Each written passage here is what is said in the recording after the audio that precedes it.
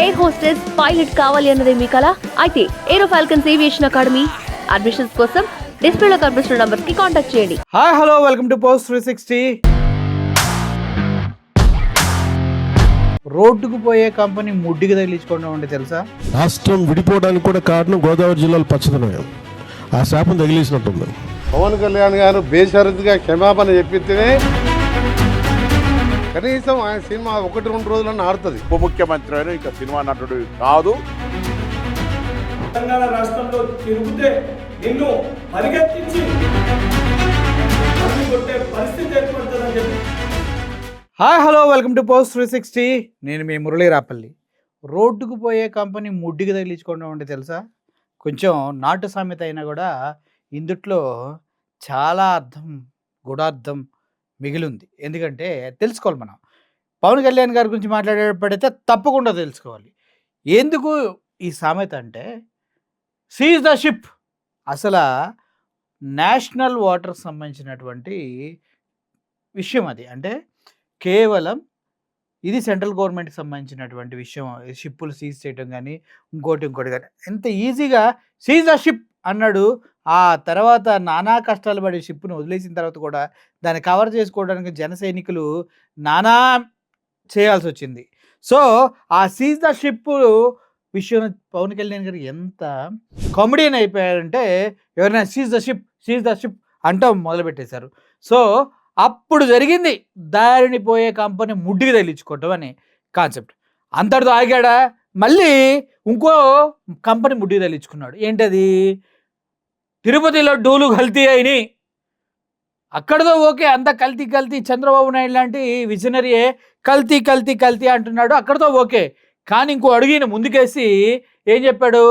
అయోధ్య రామాలయానికి 1,00,000 లడ్లు పంపించారు, అవి కూడా కల్తీ లడ్డు. అరే దాన్ని వేరే వాళ్ళు నెయ్యి డొనేట్ చేశారు, దానికి ప్రత్యేకంగా తయారు చేయించారని మినిమం ఇంగిత జ్ఞానం కామన్ సెన్స్ లేకుండా మళ్ళీ దారిపోయే కంపెనీ ముడి తగిలించుకున్నాడు. అయిపోయింది.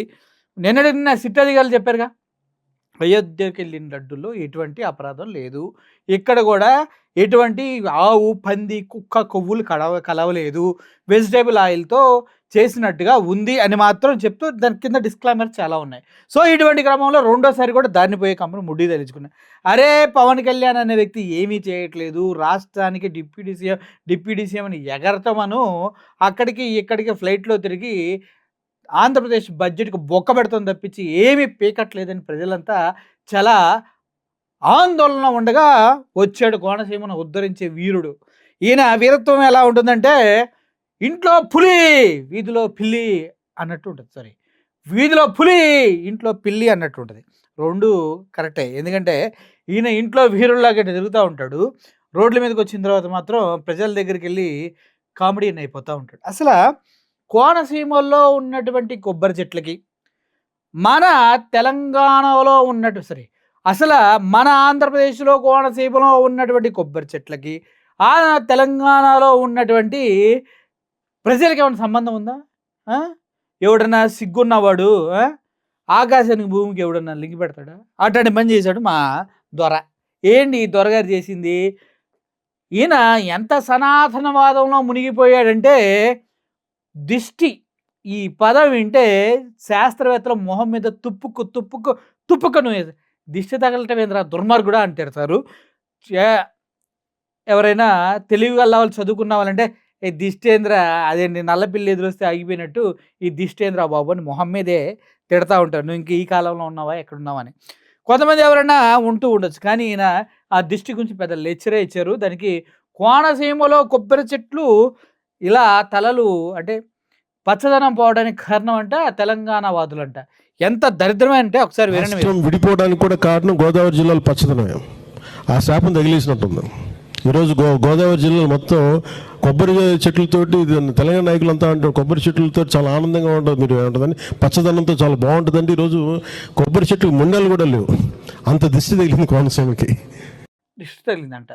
అసలు చదువుకున్నా పర్లేదు, డిప్యూటీ సీఎం హోదాలో కొద్దిగన్నా ఆలోచించి మాట్లాడినా పర్లేదు, నోటికి ఏదొస్తే అది 10 ప్లేసుల్లో నేను పుట్టాను అని చెప్పినంత ఈజీగా ఈయన కోనసీమ చెట్లు మొండ్యాలు లేకుండా పోవడానికంట దిష్టి తగిలిందంట, అది తెలంగాణ నాయకులు దిష్టి అంట.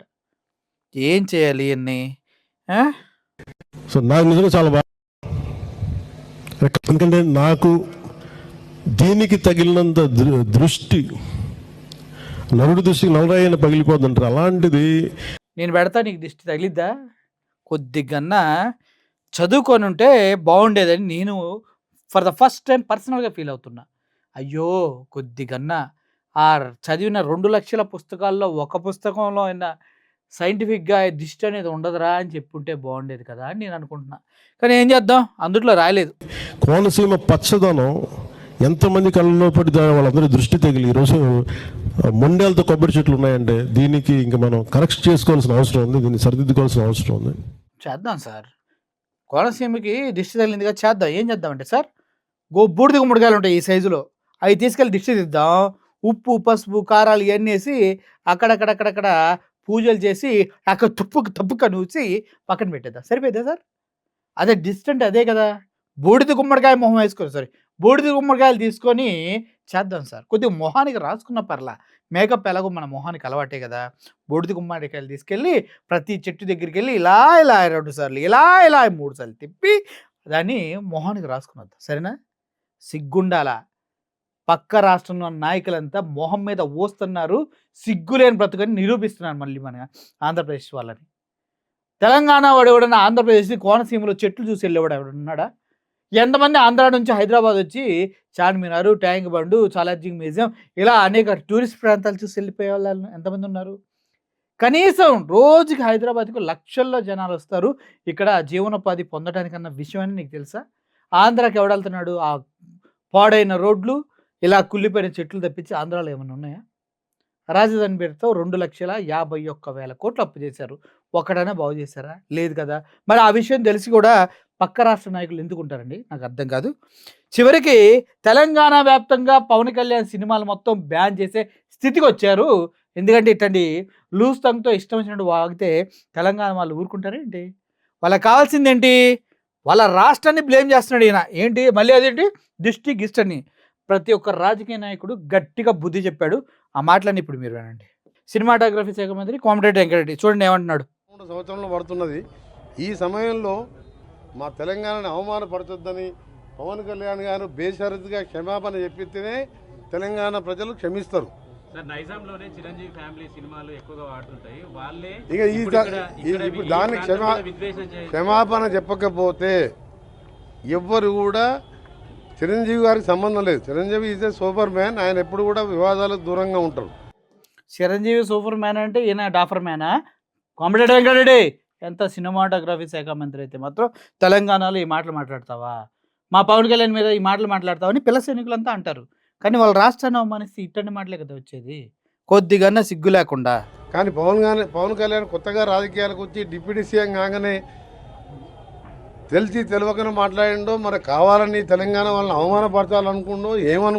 తెలిసి తెలవకుండా, అవును చిన్నపిల్లాడు సార్, తెలిసి తెలవకుండా మాట్లాడతాడు, తెలిసి తెలవకుండా సీతాషిప్ అంటారు, తెలిసి తెలియకుండా అయోధ్య రామ మందిరానికి వెళ్ళిన 1,00,000 లడ్డుల్లో కల్తీ అంటారు. అంత అందరూ అపవిత్రం చేసేస్తాడు. అస్సలు ఉన్నట్టుండి సనాతని అంటూ కొత్త స్లోగన్ అందుకుంటారు. మళ్ళీ ఇప్పుడు ఆ కాషాయ బాటలు ఏమైనా నాకు ఇప్పటివరకు అర్థం కావట్లే. తెలిసి తెలియకుండా చిన్నపిల్లాడు మరి బొప్పి ఏమనుకుండో కానీ దానికి క్షమాపణ చెప్తే కనీసం ఆయన సినిమా 1-2 రోజులన్నా ఆడుతుంది. చెప్పకపోతే 1-2 రోజులు ఆఫర్ ఇచ్చారా? ఇవ్వండి, మంచిగా ఇచ్చారు. ఎక్కడ కూడా తెలంగాణ థియేటర్లలో సినిమాలు రిలీజ్ కావు. సినిమాటోగ్రఫీ మినిస్టర్గా నేను చెప్తున్నా ఈ మాట. ఈయన కూడా చూడండి ఏం మాట్లాడతాడు. తెలంగాణ వాళ్ళ దిష్టి దాకిచ్చినందుకే నర దిష్టి అంట. తెలంగాణ వాళ్ళంటే మన వద్ద నర దిష్టి పెట్టినందుకే అంటే కోనసీమ అంటే గోదావరి ఏరియా అంతా కొబ్బరి చెట్లకి ముండం లేకుండా అంటే మా కళ్ళు ఇంత చెడ్డ కళ్ళు అని చెప్పి ఆయన చెప్పడం జరిగింది. నేను ఒకటే అడుగుతున్నాను, నువ్వేమో డిప్యూటీ సీఎం ఆంధ్ర, వచ్చి ఉండేదేమో రోజు హైదరాబాద్లో ఎందుకుంటున్నారు సార్ ఆంధ్ర డిప్యూటీ సీఎం గారు? సమాధానం చెప్పగలరా మీరు?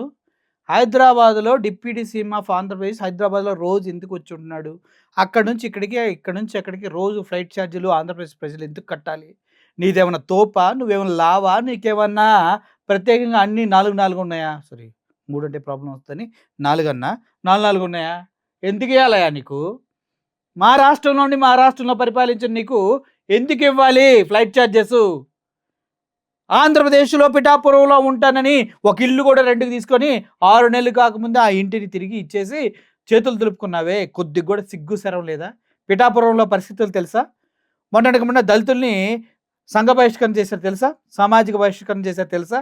తెలియదు. నిన్న స్కూల్లో పిల్లలందరినీ దళితుల్ని బయట కూర్చోబెట్టి ఏంద్రా అని తిట్టారు తెలుసా? తెలియదు. ఏం తెలుసు మరి నీకు? హైదరాబాద్ ఇన్ని రోజులు బిజినెస్ చేసుకునేదేమో హైదరాబాద్. నిజంగా మాకు నర దృష్టి కానీ ఒకరు బాగుపడదు అనేది ఉండుంటే మీ ఆంధ్ర వాళ్ళు ఇక్కడ బిజినెస్ చేసుకోగలుగుతారా? ఇరిగేషన్ ప్రాజెక్ట్ చేసుకుంటున్నారు, కన్స్ట్రక్షన్ లో మీరే ఉన్నారు. అయినా కానీ ఒక్క మాట వల్లనే మేము ఏమన్నా అంటున్నామా?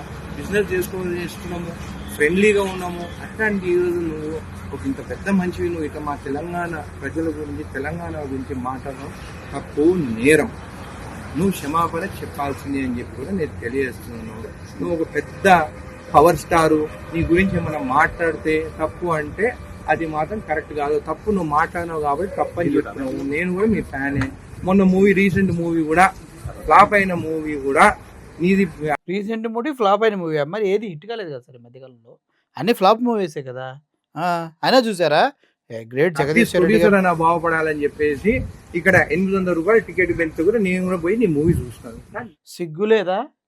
పక్క రాష్ట్రంలో డిప్యూటీ సీఎం ఇక్కడ రేవంత్ రెడ్డి ఎలా ఓకే చేశాడు? చెప్పాడు కదా బెనిఫిట్ షోలు ఉండవు, టికెట్ హైక్స్ ఉన్నాయని చెప్పినా కూడా రేవంత్ రెడ్డి ఎలా పర్మిషన్ ఇచ్చాడు? ప్రజల సొమ్ము దోచుకోవడానికి అటర్ ఫ్లాప్ సినిమాల్ని 1-2 రోజుల్లో మొత్తం కలెక్షన్లు తీసుకొని మమా అనిపించడానికి, ఎవరిని మోసం చేయడానికి? ప్రజలనేగా, ఫ్యాన్స్నేగా. సిగ్గుండాలి వాళ్ళకి. ఈ రోజు నువ్వు సెంటిమెంట్ గా మా తెలంగాణ వాళ్ళ గురించి మాట్లాడితే మాత్రం కరెక్ట్ కాదు. ఎందుకు మళ్ళీ హైదరాబాద్ ఆస్తులు కొనుక్కుంటున్నావు? మాది నరదిష్టి అంటున్నావు కదా, మరి మీరు బాగుపడితే మేము చూడలేము కదా. ఎందుకు హైదరాబాద్ ఆస్తులు కొనుక్కుంటున్నావు? అన్ని అమ్మేసుకొని పోయి విజయవాడలో ఉండరాదా? నీకు ఇక్కడ ఏం పని అని చెప్పి నేను చెప్తాను. అయిందా? బాగా అయిందా? దిష్టి బాగా అయిందా? బాగా పెట్టాడా? మరి ఎందుకు హైదరాబాద్లో ఆస్తులు కొంటున్నావంట? ఎందుకు ఇక్కడికి రోజు ఫ్లైట్లో వచ్చి వెళ్తున్నావంట? పక్క రాష్ట్రంలో అడుగుతున్నారు, చెప్పు. దిష్టి పెట్టే వాళ్ళు అడుగుతున్నారు. నోరు మంచిదైతే తెలివిగా మంచిగా వినండి. కనుక కమ్మ కాపు కాంబినేషన్లో మెల్లగా చంద్రబాబు నాయుడు సినిమాలో దొరికినట్టు ఛాన్స్ దొరికింది. కష్టాలు ఉన్నప్పుడు మీరు పోయిండ్రు, పలకరించారు, బుద్ధిగా లింకప్ జరిగింది సీరియల్. మంచిగా ఉప ముఖ్యమంత్రి అయ్యారు. రేపు మళ్ళీ ముఖ్యమంత్రి కూడా సంతోషపడతాం. అంతేగాని తెలంగాణ మీద ఎందుకు ఏడుస్తారు పోయి? చూడండి, ఈయన కూడా మంత్రి గారేనా? మీరు ఒక డిప్యూటీ చీఫ్ మినిస్టర్ గా ఆంధ్రప్రదేశ్ ఉండి మీరు తెలంగాణ ప్రజల శాపం వల్లనో తెలంగాణ ప్రజల దిష్టి వల్లనో కోనసీమ ప్రాంతంలో ఉన్నటువంటి పచ్చదనం పోయిందని చెప్పడానికి చూస్తే నిజంగానే మీరు ఒక సినిమా స్టార్ గా ఒక స్క్రిప్ట్ను చదివే విధంగా మాట్లాడారు తప్ప ఇది 2.5 గంటల సినిమా కాదు. ఇది ప్రజలు మిమ్మల్ని గెలిపించి ఒక డిప్యూటీ చీఫ్ మినిస్టర్ చేసారు. అక్కడ అటువంటి అప్పుడప్పుడు గుర్తు చేస్తూ ఉండండి మంత్రి గారు. అప్పుడప్పుడు మీరు గుర్తు చేశారనుకోండి, కిరణ్ కుమార్ రెడ్డి గారు ఇలా చెప్పాడు తెలంగాణ మినిస్టర్, కాబట్టి నేను డిప్యూటీ సీఎంలా బిహేవ్ చేయాలి. మరి లేమ్యాన్గా రోడ్డు మీద తిరిగే ఒక చేతగాని డిక్కుంటకం కాడగా ఏమనంటే సీజ్ ద షిప్పులు, కల్తీ లడ్డూలు, ఇలా సోది లడ్డూలో కబుర్లు చెప్పకుండా ఉంటాడు. గుర్తు చేస్తూ ఉండండి సార్ అప్పుడప్పుడు డిప్యూటీ సీఎం అని. అట్లీస్ట్ పిఠాపురం ఎమ్మెల్యే అన్న గుర్తు చేయండి. పరిస్థితి ఎందుకు వస్తుంది? దిష్టి తెలంగాణ ప్రజల్ని తాకినట్టుగా లేదు. మిమ్మల్ని గెలిపించి మిమ్మల్ని ఉప ముఖ్యమంత్రి చేసిన తర్వాత ఈ కోనసీమ ప్రాంతానికి నిజంగానే దిష్టి తాకినట్టుంది మీరు అలా మాట్లాడినట్టయితే. ఎందుకంటే మీరు వీలైతే ఎలా దాన్ని పరిష్కరించాలనో ఆలోచించాలనే తప్ప మీరు ఇలా ఇష్టం ఉన్నట్టు మాట్లాడొద్దని కోరుకుంటున్నాను. పరిష్కరించాలా? మా వాడు వెళ్ళి ట్రైబల్ ఏరియాలో 300 జతలు చెప్పులు పంచుతాడు. అబ్బో గ్రేట్ అనిపించుకున్నాడు. ఆ తర్వాత చీరలు పంచుతారు. అబ్బో గ్రేట్ అనిపించుకోవాలా? అవి పేపర్లలో, ఇన్స్టాల్లో, రీల్స్లో కొట్టి చంపుతారు పిల్ల సైనికులు. ఆ తర్వాత అక్కడ రోడ్డు వేస్తా అంటాడు, ఏడు డోలీల సప్పుడు వినిపించదు అంటారు. ఇప్పటికీ డోలీల్లో గర్భిణీ స్త్రీలని, యాక్సిడెంట్ అయిన ముందు తాగిన వాళ్ళని, పాము కరిచిన వాళ్ళని మోసుకుంటూ వెళ్తూ ఉన్నారు. అయినా కూడా మా సిగ్గురాదు, మేము మాట్లాడుతాం అంతే. ఈయన అల్లాడిస్తాడు పోండి, రక్తం తాగుతాడు నిలబడి. ఇప్పుడు వాస్తవానికి ఎవడన్నా వచ్చిండు హైదరాబాద్ నుంచి వెళ్ళాడికి బాగా చెప్పావన్నా. తగిలితే వాళ్ళ దృష్టి తగులుతుంది కానీ ఆడికి ఫోన్ దృష్టి తగులుతుంది. తెలియదు, తెలియదు, అది అంతే ఉంటుంది. అటువంటి వాళ్ళు ముఖ్యమంత్రులు ఉప ముఖ్యమంత్రులు అవుతారు. ఏం చెప్తాం మరి మనం? ఏం చేద్దాం, మాట్లాడేటప్పుడు మా కర్మ సార్. కంట్రోల్ లేకుండా బుర్రకు పని పెట్టకుండా నాలుగు కంట్రోల్ లేకుండా బుర్రకు పనిపెట్టుకున్నా అంటే ఏంటి సార్? ఏంటి లూజ్ టంగనా? బుర్ర బాగోదనా? బుర్రలో బ్రెయిన్ లేదనా? ఏమన్నాను మీరు? ఊరుకునేది లేదు అని మా పిల్ల సైనికులు రెచ్చిపోతారు సార్. ఇప్పుడు రోజు వస్తే వచ్చిపోయేవారు 100,000 మంది అక్కడి నుంచి వాళ్ళు హైదరాబాద్ చూసేది వాళ్ళు. ఏమంటాం మనం? నరదృష్టి పడింది అని అంటాం చాలా విషయాలలో. చూసి వస్తానికి బాగా ఎక్కువ మంది చూసిపోతే ఓ చేనెమ్మడి పోతుంటే బాగుంది చేను అని చెప్పి అంటారని చెప్పి పాపం దిష్టి బొమ్మలు కట్టుకుంటారు. కట్టుకుంటాం ఆయన దిష్టి బొమ్మ వద్దన్నాడు మనం ఆపినామా? దిష్టి బొమ్మ అవసరం లేదు, మాకు డిప్యూటీ సీఎం గారు ఉన్నారు అంతే. మాకు ఎక్కడ దిష్టి బొమ్మ అవసరం లేదు, మా డిప్యూటీ సీఎం గారు ఉన్నారు, ఆయనే చూసుకుంటారు అన్నిటినీ. మాకు దిష్టి బొమ్మ అవసరం లేదు, డిప్యూటీ సీఎం గారు ఉన్నారు. నీకేమైనా ప్రాబ్లమా? పిచ్చి మాటలు, తెలివి తక్కువ మాటలు. తెలివి తక్కువ మాటలు, తెలివి తక్కువ మాటలు మరి ప్రతిసారి గుర్తు చేయకండి, చాలా సీరియస్ అవుతారు పిల్ల సైనికులు. అర్థమవుతుందా సార్? మీరు మాట్లాడింది చాలా తప్పు. తెలివి తక్కువలు, మైండ్లెస్. బా టార్చర్గా ఉంది నేను మాటలో. ఈయన కూడా లెఫ్ట్ టు రైట్ ఇచ్చి పడేశాడు చూడండి. తెలంగాణ ఆంధ్రప్రదేశ్ రెండు రాష్ట్రాలు కూడా ఒక అన్నదమ్ముల భావంతో ఉండేటువంటి రాష్ట్రాలు. తెలంగాణ తుఫాన్లో మునుగుతుంటే కూడా మేము ప్రకృతి అనుకుంటున్నాం తప్ప ఆంధ్ర ప్రజల తప్పు పడతలేదు. ఎక్కడో కోనసీమలో కొబ్బరి చెట్టు ఎండిపోతే ఆంధ్రలో ప్రాతినిధ్యం వహిస్తున్న ఉప ముఖ్యమంత్రి తెలంగాణ వల్ల దృష్టి జరిగిందంటే ఆయన వివేకవంతుడు అవివేకవంతుడు నాకు తెలియదు. మీకు తెలీదా? చెప్పండి సార్. ఆ మిత్రపక్షంకు బాధ్యత వహిస్తున్న తెలంగాణ భారతీయ జనతా పార్టీ నాయకత్వం ఆయన పట్ల స్పందించాలని కోరుతా ఉన్నా. ఓకే, అదేవిధంగా ఆంధ్రప్రదేశ్ ముఖ్యమంత్రి గారు కూడా స్పందించాలి. సరే స్వయంగా భారతీయ జనతా పార్టీ పొత్తున్నది కాబట్టి ఇందులో ఇటువంటి కక్షపూరిత రెండు రాష్ట్రాల మధ్యలో వైషమ్యాలు కలిగేటువంటి మాటలు మాట్లాడడం అనేది దురదృష్టకరం. నేను ఇంతకుముందు ఏం మాట్లాడుతున్నారు సార్? ఆయన సొంత కాన్స్టిట్యున్సీలో ఎస్సీ ఎస్టీలని సాంఘిక బహిష్కరణ చేస్తేనే నోరు మెదపని మహావీరుడు. టీడీపీ వాళ్ళంతా కలిసి ఒక అమ్మాయిని పాడు చేస్తే కనీసం దగ్గరికి వెళ్ళి చూడని వ్యక్తి. అంతేకాదు సుగాలి ప్రీతి ప్రీతి ప్రీతి ప్రీతి ప్రీతి ప్రీతి ప్రీతి సుగాలి ప్రీతి మా అందరికి పేరు గుర్తుపోయిందంటే మా అందరికి పేరు గుర్తుండిపోయిందంటే కేవలం పవన్ కళ్యాణ్ వల్ల. కానీ అటువంటి అమ్మాయిని ఏం చేశారు? కేసునే గాలికి వదిలేశారు. ఇలా చెప్పుకుంటూ పోతే కోకోలలో ఉన్నాయి. అటువంటి వ్యక్తి మీరేం మాట్లాడుతున్నారు సార్? చెప్పినట్టుగా ఆంధ్రలో తుఫాన్ వస్తే తెలంగాణ మొన్న హుస్నాబాద్ కూడా మునిగింది. మేమేం ఆంధ్రప్రదేశ్ తప్పకూడదు, ప్రకృతి వైపరీత్యం కింద భావిస్తా ఉన్నాం. అక్కడెక్కడో చెట్లు ఎండిపోతే మమ్మల్ని దృష్టి కలిగిందని నిందిస్తే ఇది తెలంగాణ పౌరులకు అవమానం. వెంటనే ఉపసంహరించుకోవాలి, క్షమాపణ కోరాలి. భవిష్యత్తులో ఇటువంటి వివక్షపూరిత మాటలు మాట్లాడద్దు, విజ్ఞతగా వ్యవహరించు. ఉప ముఖ్యమంత్రి అయినా ఇంకా సినిమా నటుడు కాదు. ఇవన్నీ మీరు చెప్పినవన్నీ ఆయన చేయగలడా అన్న? ఉపసంహరించుకోవాలంటారు, అవుతుందా ఆయన వల్ల? కాదు. విజ్ఞత కలిగి ఉండాలని అస్సలు కాదు, అస్సలు అయ్యే పరిస్థితే లేదు. ఇంకా ఏంటి సినిమా వాడివి కాదు. ఇప్పటికి కూడా మొన్న కూడా ఓజీ టీం లాంటి టీం దొరికినట్టు నేను అసలు రాజకీయాల్లోకి వచ్చేవాడిని కాదు అన్నారు కదా. మరి సినిమా యాక్టర్ లాగా ఫీల్ అవుతారు, రాజకీయాల్లో కూడా మాకు సీజ్ ద షిప్ అంటాడు. అటువంటి వ్యక్తిని ఎట్లా సార్? కొంత బాధ్యతగా మాట్లాడు నేర్చుకోవాలని చెప్పి నేను ఈ సందర్భంగా కోరుతా ఉన్నా. మేడం గోక్కోండి. తెలంగాణ ఆంధ్ర కలిసి దేశంలో ఉన్నతంగా ఎదగడానికి ప్రయత్నం జరగాలి తప్ప ఇటువంటి వైషమ్యాలను సృష్టించేటువంటి మాటలు మా నుంచి రావు. మీరు మాట్లాడదు. వైషమ్యం అనే పెద్ద పదం మీరు వాడుతున్నారు, దాని మీనింగ్ ఏంటో మా పవన్ కళ్యాణ్ గారు తెలియదు. ఆయనకు దిష్టులు తెలుసు, నరదిష్టులు తెలుసు, అన్నీ తెలుసు, కానీ వైషమ్యాలు అనే పెద్ద పదానికి మీనింగ్ తెలియదు. వైషమ్యాలు అంటే ఇద్దరి మధ్య విద్వేషాలు, దీనికి కూడా తెలుసు. ఇద్దరి మధ్య కొట్లాటలు పెట్టేటటువంటి మాటలని సార్ గుర్తుపెట్టుకోండి, ఓకేనా? మెల్సి పవన్ కళ్యాణ్ స్టేట్మెంట్ వెనుక బాధ్యత రాహిత్యం కనపడుతున్నది. అంటే ఏంటి? బాధ్యత మా ఆవిడకి లేదనే పవన్ కళ్యాణ్ గారికి? ఇంత డైరెక్ట్ చెప్పకండి సార్, హట్ అవుతారు మా సైనికులు. రెండవది అవగాహన లేని కూడా మనకు కనబడుతుంది. అవగాహన లేని, ఎందుకంటే ఆంధ్రప్రదేశ్ వెనుకబాటుతనాన్ని ఆంధ్రప్రదేశ్ చూసి దిష్టి కలిగే విధంగా తెలంగాణ వాదులు కోరుకోరు, తెలంగాణ ప్రాంతం కూడా కోరుకోరు. ఎందుకంటే రాష్ట్రాలుగా విడిపోయినప్పటికి కూడా తెలుగు ప్రజలంతా కూడా కలిసిమెలిసి ఉన్న పరిస్థితి తనకు తెలియకపోవడం అనేది విచారకరం. కానీ సార్ ఈ స్టేట్మెంట్లో ఒకసారి తెలంగాణలో నేను పుట్టినట్లయితే తెలంగాణలో ఉద్యమంలో నేను ఉండేవాడిని అన్నాడు. మరి ఆయన పాపం అన్ని ఆంధ్రప్రదేశ్లో ఉన్న అన్ని రాష్ట్రాల్లో పుట్టి తెలంగాణలో పుట్టలేదు కాబట్టి తెలంగాణ ఉద్యమంలో లేను అన్నాడు. మరి ఇప్పుడు తెలంగాణ ఆంధ్రప్రదేశ్ మధ్య ఈ వైషమ్యాలు ఎందుకు రెచ్చగొడుతున్నాడు? అన్నిటికంటే ముఖ్యంగా ఏంటంటే అవకాశవాద ప్రకటనలు పవన్ కళ్యాణ్ నుంచి రావడం అనేది తెలుగు ప్రజలు కూడా కోరుకోవట్లేదు.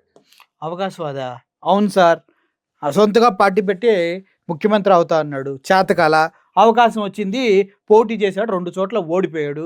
ఒంటరిగా పోటీ చేసి ఎగిరెగిరితంటున్నారని తెలిసి మళ్ళీ అవకాశం చంద్రబాబు నాయుడు గారిని జైల్లో వేయగానే అవకాశం వచ్చిన తర్వాత దీన్ని వాడుకోవాలని రోడ్డు మీద పడుకొని డొల్లి ధర్నాలు చేసి మరి చంద్రబాబు నాయుడుతో పొత్తు ఏర్పరచుకున్నాడు.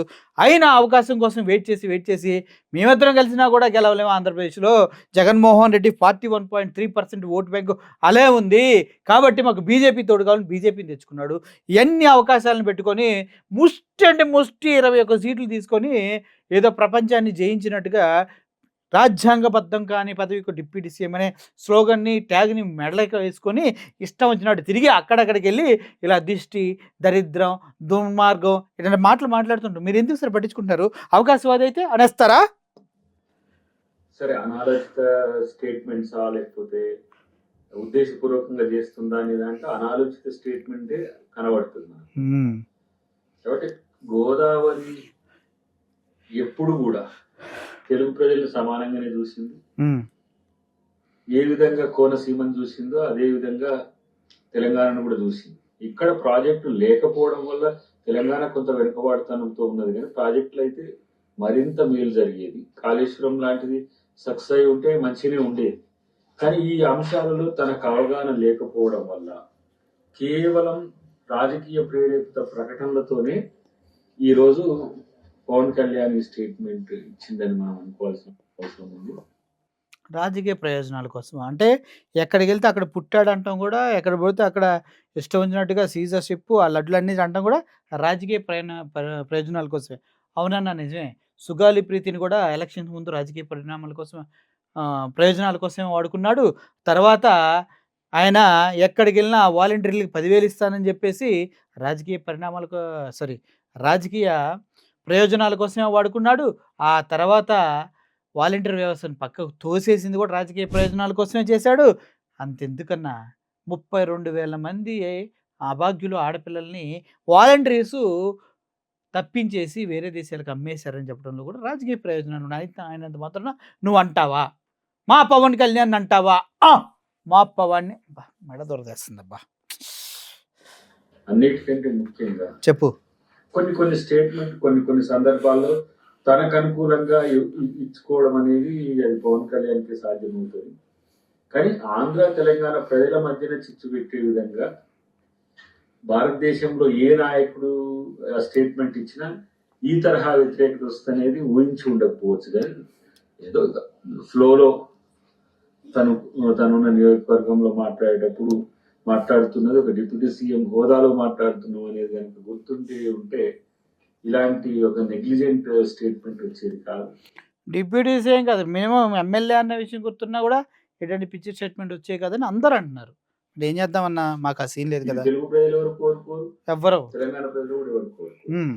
కాబట్టి ఏదేమైనప్పటికీ కూడా కొంత మెచ్యూరిటీ లెవెల్స్ మరింత పెంచుకుంటే ఇంకా బాగుంటుంది. సారీ అన్న, నువ్వు అసలు మెచ్యూరిటీ అంట. ఎవరినో సాటిస్ఫై చేయడానికో మనం ఉన్న ఎవరిని సాటిస్ఫై చేయడానికి? బీజేపీ మోడీనా, చంద్రబాబు నాయుడునా, లేదంటే వాళ్ళ పార్టీ వాళ్ళనా, లోకల్ ప్రజలనా? ఆయన సాటిస్ఫై చేసుకోవడానిక? క్లారిటీ ఇంపార్టెంట్ అన్నోవి. మొత్తాన్ని సాటిస్ఫై చేయడానిక? అప్పుడైతే ఓకే.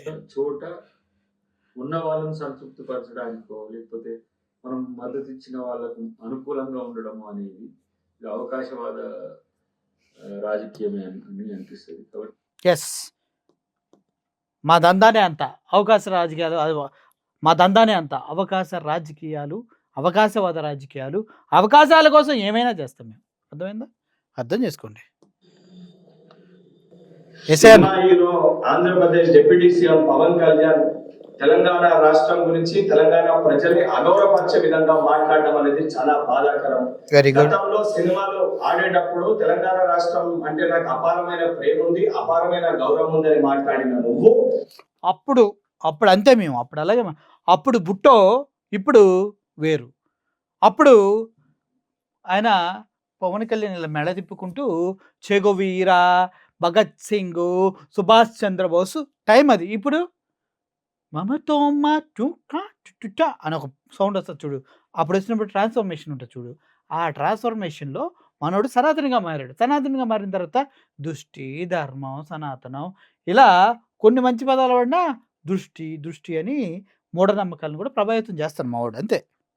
ఈ రోజు ఆంధ్రప్రదేశ్ కి డిప్యూటీ సీఎం కాగానే మతి స్థిమితం కోల్పోయి నీ స్వార్థ రాజకీయ ఏందన్న అంత మాట అనేసి మతి స్థిమితం కోల్పోయాడా అంటే పెచ్చోడా అంటే బుర్ర లేదా అంటే ఏం చేస్తున్నాడో తెలియదా? అంత మతి స్థిమితం కోల్పోయిన వ్యక్తి అన్న పెద్ద స్టేట్మెంట్ ఇచ్చాను, మామూలుగా ఉండదు. కోసం తెలంగాణ రాష్ట్రం గురించి ఈ రకంగా మాట్లాడడం అనేది చాలా బాధాకరము. నువ్వు నిజంగా నీకు సిగ్గుంటే నువ్వు మాట్లాడిన మాటలకి కుటుంబ సమేతంగా తెలంగాణ రాష్ట్రాన్ని విడిచిపెట్టి వెళ్ళి ఆంధ్రప్రదేశ్ లోనే ఉండు. సిగ్గుంటే అంట పవన్ కళ్యాణ్ గారు ఎంత మాట అన్న తర్వాత మనం ఆగొద్దు, సిగ్గుందని నిరూపించుకుందాం. తెలంగాణను వదిలిపెట్టేసి ఆంధ్రప్రదేశ్ పిఠాపురంలో లేదంటే విజయవాడలో మనం ఇల్లు కట్టుకుందాం. మరి ఉందా మనకి సిగ్గుందా అని అడుగుతున్నాడు అన్న. ఏం చెప్దాం మనం? సిగ్గుందే.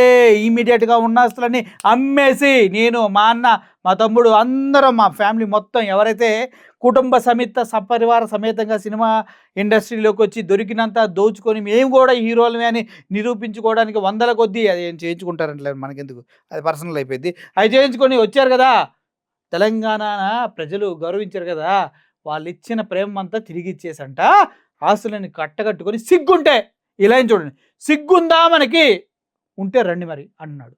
ఆ సిగ్గే ఉంటే మా ఆంధ్రప్రదేశ్ ప్రజల కనీసం సోయి లేకుండా తెలంగాణ ప్రజలు అత్యధిక నీ సినిమాలు చూసి నేను గౌరవిస్తుంటే బల్బుతో ఈరోజు తెలంగాణ రాష్ట్రం గురించి బల్బు అంటే ట్యూబ్ లైట్ బల్బులు కాదు, బాగా బలిసిన డిక్కీ బలిసిన కోడి చికెన్ సెంటర్కి ముందు వెళ్ళి తొడగొట్టింది అన్నట్టుగా పవన్ కళ్యాణ్ కంట బాగా బలిసంట వీళ్ళ తెలంగాణ అని అన్నాడంట. సార్ ఏంటి సార్ ఇటువంటి మాటలు ఎలా పడుతున్నారు సార్? మీరు వచ్చేయండి, మన ఆంధ్రప్రదేశ్కి వచ్చేసండి, మాట్లాడడం అనేది వచ్చేసారు సార్. నువ్వు ఇదే రకంగా నీ వైఖరికి నువ్వు తెలంగాణ ప్రజలకి తెలంగాణ రాష్ట్రంలో ఉన్న ప్రతి ఒక్కరికి క్షమాపణ చెప్పకపోతే తెలంగాణ రాష్ట్రంలో నీ సినిమాలు ఆడనివ్వము. ఊరగా రిలీజ్ చేసుకుంటాడు మా పవన్ కళ్యాణ్. గతంలో అన్నాడు కదా, డబ్బులు నాకు ముఖ్యం కాదు, కావాలంటే ఫ్యాన్స్ కోసం ఫ్రీగా రిలీజ్ చేస్తా అంటాడు. కానీ ఫ్రీగా రిలీజ్ చేశాడా? అన్ని టికెట్లు 1000, 800, 1500, 2000 పెట్టి దొరికినంత దోచుకో. ఒక్క రోజులో అటర్ ఫ్లాప్ సినిమాకి పెట్టిన డబ్బులన్నీ వచ్చేయాలి. పాపం ఏం రత్నం పరిస్థితి చూస్తే బాధేసింది. అప్పుడు నువ్వు రేపు పొద్దున తెలంగాణ రాష్ట్రంలో తిరుగుతే నిన్ను పరిగెత్తించి తెలంగాణ రాష్ట్రంకి వెళ్ళి కూడా తెలంగాణ యువత, తెలంగాణ ప్రజలు తరిమి కొట్టే పరిస్థితి ఏర్పడుతుందని చెప్పి పవన్ కళ్యాణ్ హెచ్చరిస్తున్నా. తరిమి కొడతారా? అంతుందా మీకు? దమ్ముంటే తరిమి కొట్టండి. తెలంగాణ వాళ్ళు మాట మీద నిలబడండి. ఇంత మాట అన్న తర్వాత పవన్ కళ్యాణ్ కనిపిస్తే తరిమి కొట్టండి చూద్దాం. ఎందుకంటే ఇక్కడ ఆయనకి ప్రోటోకాల్ ఉండదు కదా, ఇక్కడ ఆయనకి సెక్యూరిటీ అంతా ఉండదు కదా, మరి తరిమి కొట్టండి. కొద్దిగా తరిమి కొడితే ఆంధ్రప్రదేశ్ వస్తే ఆ ఫ్లైట్ ఛార్జెస్ అయ్యో నెలకి 3 నెలలకి 10 కోట్ల దాకా అవుతుంది. ఈయనకి ఇప్పుడు పెరిగినట్టుంది, ఇంకా అదన్నా మిగులుతుంది మా ప్రజలకి. రాష్ట్రం విడిపోవడానికి కూడా కారణం గోదావరి జిల్లాలో రాష్ట్రం విడిపోవడానికి కూడా గోదావరి జిల్లాలో పచ్చదనమే కారణం అంటూ ద గ్రేట్ పవన్ కళ్యాణ్ అదే గోక్కుంటాడు డిప్యూటీ సీఎం గారే కారణం అంట. డిప్యూటీ సీఎం గారు గోక్కుంటాడు. అదే పవన్ కళ్యాణ్ గారు అంటున్న మాట, తెలంగాణ వాసులు మన ఆంధ్రాని తెలంగాణని విభజించడానికి గల కారణం కోనసీమ జిల్లాల పచ్చదనమే కారణం, దాన్ని చూసి కుళ్ళిబడి చేశారంటూ చెప్పిన మాటలపైన ఒక్కొక్క రాజకీయ నాయకుడు ఒక్కో విధంగా స్పందిస్తూ ఉన్నాడు. చెప్పుతో కొట్టలేదు అంతే. మొత్తానికి ఆంధ్రప్రదేశ్లో పరువు పోయింది, ఇటు తెలంగాణలో ప్రజలు మహాకోపంగా ఉన్నారు. పవన్ కళ్యాణ్ దొరికితే ఉరికిచ్చి యువత కొడతారంట. మరి అటువంటి సిచ్యువేషన్ వస్తే అప్పుడైనా ఆంధ్రప్రదేశ్కి రండి సార్, దయచేసి ఆంధ్రాలో ఉండి ఆంధ్రాని పరిపాలించండి సార్. మా డబ్బులు 10 కోట్లు 20 కోట్లు నెలకు తగలెట్టకుండా ఫ్లైట్లకి మీ టైం మళ్ళీ బొక్క చేసుకోకుండా ఆల్వేస్ అవైలబిలిటీ ఉంటారు. తెలంగాణ వాసులున్న దయచేసి పవన్ కళ్యాణ్ సినిమాలో ఆడకుండా చేసైనా పవన్ కళ్యాణ్ని బలవంతంగా ఆయన పిఠాపురానికి పంపించి అక్కడున్న ప్రజల బాగోగులు చూసుకునే విధంగా చర్యలు తీసుకోండి అని సవినయంగా బతిమలాడుకుంటూ ఈ పుణ్యం అంతా మీకే దక్కాలని కోరుకుంటూ సెలవు తీసుకుంటున్నాను. Thank you for watching this video. Murali signing off. Thank you so much. Air hostess pilot కావాలి అన్నదే మీ కల అయితే ఏరో ఫాల్కన్స్ ఏవియేషన్ అకాడమీ అడ్మిషన్స్ కోసం డిస్ప్లేలో కనిపిస్తున్న నంబర్కి కాంటాక్ట్ చేయండి.